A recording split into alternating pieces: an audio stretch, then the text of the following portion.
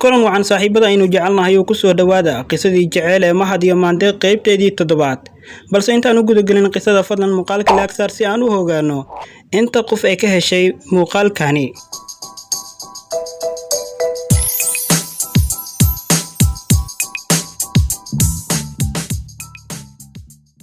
qaybtii 6 ee qisada waxa inoo mareysay Maandeeq oo doonaysa inay Mahad u hambaliyeyso kalana hadasho waqtiga guurkooda maadaama jaamacadii ay u soo dhamaatay balse guriga marka ay tagtay ku aragtay isaga oo qaad cunayo isla markaana sigaar afuufayo.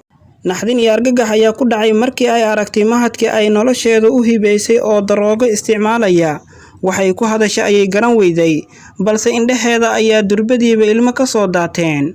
wadnaha ayaa aad u garaacmay dhammaan xubnaha ayaa wada daalay iyada oo gacanta ilmada isaga tiraysa ayay waxay tiri maxaa sameynaysaa caawa. wuxuu ugu jawaabay waa qalin jimintaydii oo caawa waan iska baashaalayaa. waxay rabtay inay farxadiisii la qaadato waxay rabtay inay mustaqbalkooda kala hadasho balse wuxuu faraha kula jiray qurun iyo wax sumcadiisa haleynayo. iyada oo murugo ka muuqato lugaheedana qaadila ayay ka soo laabatay. maalmo kadib nafteedii ayay la hadashay oo ay ku tiri naf yahay ninkani sidaani u dhaqmaya miyaad mustaqbalkaaga ku haleynaysaa oo ninkani غير mas'uulka ah miya caruurtaada aabo u noqonaya.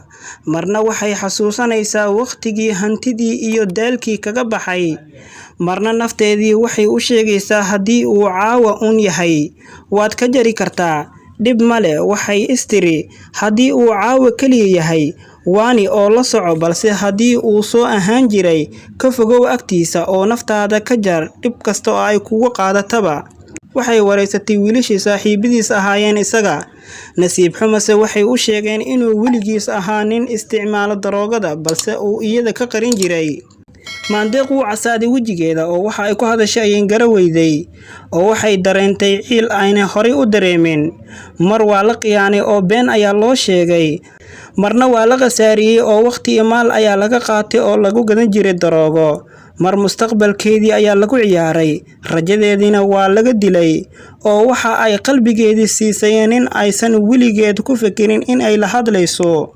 Maandeeq dhowr habeen ayay hurdo iska weysay. qof walba oo ay la tashatana wuxuu kula talinayaa in ay ka fogaato ninkaas waayo waxay ahayd gabar sharaf badan dadkana wada jecel yihiin laakiin qalbigeeda oo ay la tashatay ayaa u keenay jahwareerka maanta haysta. maalin walba inta ay wacdo ayay marka hadalkiisa maqasho ilmeysaa markaasi ayay taleefanka ka jartaa haddana waa ay ku celisaa iyadoo aanan la hadlaynin.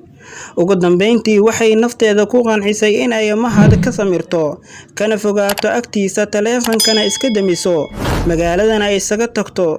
lambarkeedii taleefanka ayay iska bedeshay magaaladiina waa ay ka tagtay kama maaranto oo waa ay jeceshahay balse maanta waa go'aan ay qaadatay. maalmo aad u xanuun badan ayaa u bilowday. waxay tiri markii aan gaariga cagta saaray waxa igu siyaadiyay jaceylkii aan u qabay. waxay ila noqotay inaan noloshayda oo dhan ka tagayo. wadnahayga aad ayuu u garaacmay jirkaygana waa uu daalay awoodii dhan ayaa iga tagtay. hal daqiiqo xataa qalbigayga kama baxayo. niyadeeda waxaa ku sawiran sida ay farxad ugu wada noolaan lahaayeen haddii ay is helaan waayo si fiican ay isku barteen raallina waa iska ahaayeen wayna isku qanacsanaayeen sheekadana waa isugu bixi jirtay. Mahad wuxuu garawsaday qaladka uu galay wuxuuna garawsaday qofka uu waayay qiimihiisa jaceylka uu qabo iyo iyada kay u qabto. naftiisii ayuu canaana aan waxba tarin kala dul dhacay wuxuuna naftiisa isleeyahay hal mar may ku soo laabato weligaa qalad dambe kama gasheen waxaana waa iska dayn lahayd. waxay arrintii sidaasi ahaataba maalintii dambe ayuu xaafadeedii tagay si uu u soo arko jaceylkiisii una raali geliyo balse waxaa loo sheegay in ay magaalada ka maqan tahay. intaasi waxa inooga eg maanta qeybtii 7. la soco qeybta xigta hadduu Rabbi raali ka noqdo. daawade haddii aad nala soo gaartay gabagabada muuqaalka fadlan laag inoo saar muuqaalka siina sheer garay.